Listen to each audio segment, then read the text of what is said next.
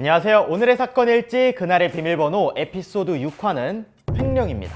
미소님, 횡령하면 최근에 뉴스를 떠들썩하게 한 오사 소식 알고 계시죠? 네, 그럼요. 회사 재무팀장이 어마어마한 돈을 자신의 계좌에 이체했던데요? 네, 맞습니다. 국내 상장사 사상 최대 규모의 횡령 사건이더라고요. 무려 2천억 원이나 넘게 횡령했다고 하니 개인이 그 큰 돈을 횡령할 수 있다는 점도 놀랍지 않나요? 심지어 굉장히 오랜 기간 동안 저지른 범죄였는데요. 이 씨는 2020년 4분기부터 지난해 10월까지 범죄를 저지른 혐의를 받고 있습니다. 와, 정말 간도 크네요. 얼른 적법한 처벌을 받아야 할 텐데요. 여의도에 저승사자라는 별칭으로 불리는 검찰의 금융증권 범죄수사협력단이 투입되었다고 하니 곧 이 씨의 범행의 내막도 알 수 있겠네요. 범행 내막도 내막이지만 주주와 직원들 모두 피해가 최소화되었으면 좋겠네요. 사실 최근에 S회사 역시 경영진의 횡령과 배임으로 시끄러웠던 일도 있었는데요. 2020년 1월 18일부로 상장 폐지가 결정되었죠. 20년 말 기준으로 소액주주 수가 17만 4,186명에 달하고 이들이 갖고 있는 주식이 92.6%에 이르러서 문제가 되고 있습니다. 아무래도 오사의 주식을 가진 일반 주주들이나 투자자들 역시 상장 폐지에 대한 관심이 크겠네요. 네, 맞습니다. 이렇게 한 사람의 잘못된 행동으로 무수히 많은 다수가 피해를 입는 것이 참 마음이 아픈데요. 개인의 욕심을 차리느라 사회에 무리를 일으키는 횡령. 대한민국에는 어떤 또 다른 사건이 있었을지 지금 바로 시작합니다. 먼저 첫 번째 키워드 소박하게입니다. 키넘버는 7이네요. 바로 횡령 금액 7억을 뜻합니다. 아까 위에서 말한 금액에 비해서는 확실히 소소하게가 맞긴 하네요. 네, 그리고 심지어 이 7억을 횡령한 곳이 좀 독특하다고 해야 할까요? 우리가 굉장히 자주 가는 곳인데요. 미소님, 여기서 첫 번째 퀴즈. 이곳은 바로 어디일까요? 자주 가는 곳이라 식당? 술집? 술집 자주 가시나 봐요. 정말 저도 자주 가는데요. 그렇죠. 정답은 바로 대형마트 매장입니다. 소름, 마트라고요? 저는 마트라고는 생각도 못했어요. 이 계산원분은 11년 동안 매출을 조작하거나 현금을 가져가는 방법을 통해서 7억 1,129만 원을 횡령을 했는데요. 손님이 구입한 물건을 단말기에 입력했다가 취소해서 차액을 챙기는 수법으로 하루에 30만 원에서 100만 원대까지 현금을 빼돌렸다고 합니다. 어떻게 보면은 손님 앞에서는 계산하고 또 한편으로는 횡령을 계획하신 거네요. 이거 뭔가 두 얼굴의 아수라백작 같은 느낌이에요. 그러게 말입니다. 매장 주인 B씨는 이상하게 가게에 지속적으로 적자가 이어지자 폐쇄회로 TV와 단말기 등을 분석을 해서 A씨의 범행 장면을 확인을 했고요. 경찰에 신고했다고 하는데요. 2009년부터 2018년까지 범행을 이어갔다고 합니다. 진짜 꼬리가 길면 밟힌다는 말이 있는데 이 횡령이란 게 하다 보면은 점점 대범해지는 건지 둔감해지는 건지 어떻게 본인 일터에서 이렇게 지속적으로 범죄를 하면서 매일 출근을 할 수가 있죠? 이 돈으로 아파트 분양도 받고 차도 사시고 하셨더라고요. 하지만 결국에는 이렇게 잡힌다는 거. 지금은 안 걸리더라도 언젠간 티가 나고 들통난다는 것을 다들 명심하시기 바랍니다. 두 번째 카드 오픈 키넘버는 바로 486. 뭘까요? 486 너무 익숙한데요? 이거 하루에 4번 사랑을 말하고 8번 웃고 6번의 키스를 해줘. 어머. 미소님 정말 노래 너무 잘하시는데요? 역시 척하면 척. 저희는 같은 세대인가 봐요. 아니 근데 이 노래가 왜 키넘버로 나왔는지 너무 궁금한데요? 바로 이번 횡령은 사랑 때문인데요. 남자친구한테 송금을 하기 위해 회사 자금 60억 원을 빼돌린 한 직원의 이야기입니다.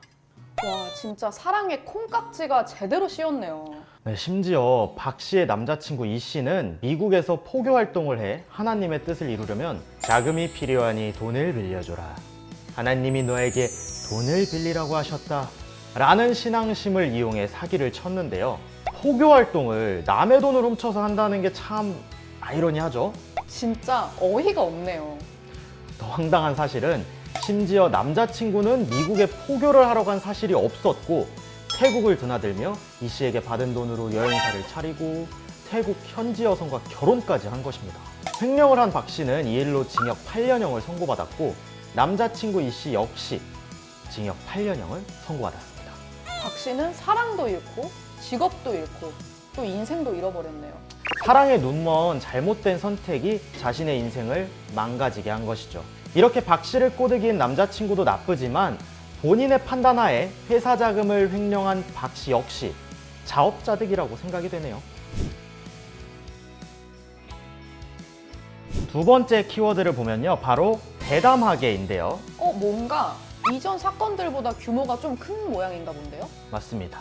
첫 번째 키넘버 바로 확인해 보도록 할게요. 첫 번째 키넘버는 370입니다. 정답! 370억! 아우, 정답! 근데 맞추니까 좋긴 한데 또 이번엔 어떤 횡령이 일어났을지 좀 씁쓸한데요. 이번에는 광고 대행사 직원의 횡령 사건입니다. 이분 역시 자금 관리 담당 직원이었는데요. 광고업계에서 손꼽히는 대기업 계열 대행사 부장님이긴 했지만 엄청나게 펑펑 돈을 쓰고 다녔다고 합니다. 밥 먹듯이 해외여행을 다니고 명품 옷을 엄청 사고 비싼 음식들을 즐기며 끊임없이 횡령을 했다고 해요. 12년 동안 횡령한 돈이 무려 총 370억 원이라고 합니다. 와, 12년 동안 370억이면 1년으로 치면 어디 보자. 1년당 30억이네요. 그는 회계장부상 가짜 부채를 만들어서 이를 갚는 것처럼 속여서 그 돈을 개인 계좌로 빼돌렸다고 합니다. 또 횡령한 대부분의 돈을 거의 유흥비로 탕진을 했고요. 12년 동안 매일 800만 원 이상을 쓴 임 씨는요, 하룻밤 술값으로 1억 5천만 원을 쓴 정황도 나타났습니다. 하룻밤에 1억 5천만 원이요? 와, 정말 남의 돈으로 제대로 플렉스 했네요. 네, 심지어 그가 산 명품들을 숨겨놓은 곳 호텔 바닥에는요, 달러, 위안, 엔화 등 해외 돈은 물론이고 로또 복권도 엄청나게 많았다고 해요. 수많은 로또 종이를 보면은 이 사람이 얼마나 돈에 미쳐 있는가를 보여주는 예시 같은데요. 본인이 열심히 벌어서 돈 벌 생각은 안 하고 그냥 쉽게 돈만 많기를 바라는 사람의 표본 같아요. 네, 두 번째 카드 넘버는 58889입니다. 이거 뭘까요? 이번에는 돈의 액수는 아닌 것 같은데 뭘까요? 네, 2020년 대한민국에서 발생한 횡령 건수입니다. 너무 많은 숫자죠. 이렇게나 많다고요? 너무 많아서 놀랐지만 또 한편으로는 이 사람들이 다 잡혔기 때문에 집계가 됐다는 거니까 안심되기도 하네요. 이런 거는 보통 어떻게 잡나요?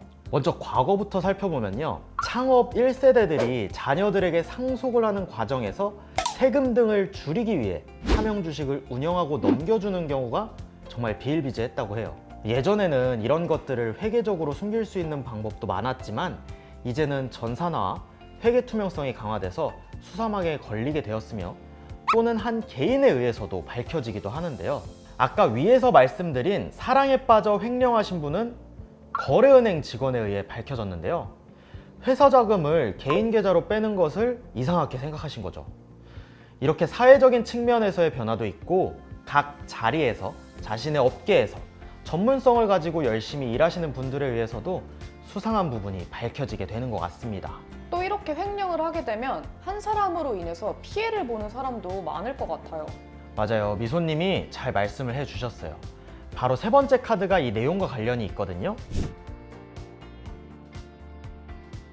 숫자 0.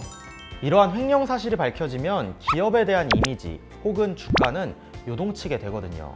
회사 기업에 대한 신뢰도를 잃기 때문이죠. 그래서 회사의 이미지나 주가는 0, 제로, 무의 상태가 됩니다. 실제 사례를 이야기하면요, 더 체감이 잘 되니 얘기를 해볼게요. 아까 광고 대행사분 기억나시죠? 총 370억을 횡령하신 분이요. 네, 회사 돈으로 미친 듯이 플렉스 하신 분. 횡령 플렉스 부장님의 사건이 터지자마자 회사 주가는 전날 대비 12.37%까지 떨어졌는데요. 또 맨 처음에 말한 오사는 현재 거래가 중지된 상태고요. 상장이 폐지되는 경우도 있습니다.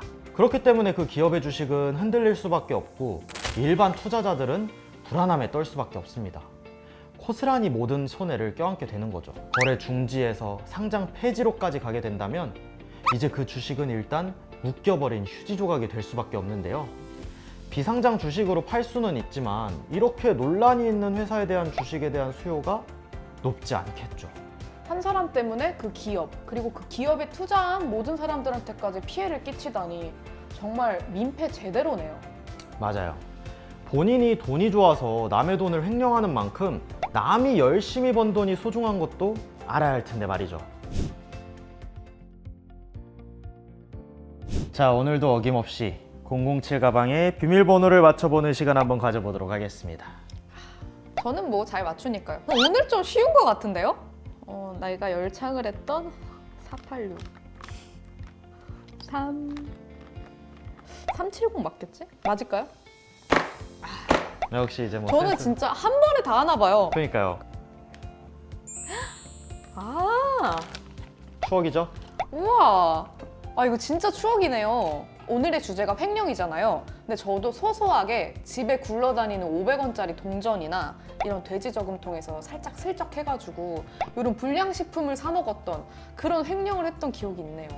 우리가 이렇게 무심코 작은 돈이라고 생각하고 사용한 거 역시 아주 큰 잘못으로 혼나게 되는데요. 사실 요즘 소확횡이라고 해가지고 소소하고 확실한 횡령으로 뭐 회사 직장 스트레스를 탕비실에 있는 믹스커피 몇 개, 사무실 A4 용지 하나 이렇게 슬쩍 하는 것으로 푸는 경우가 종종 있다고 합니다.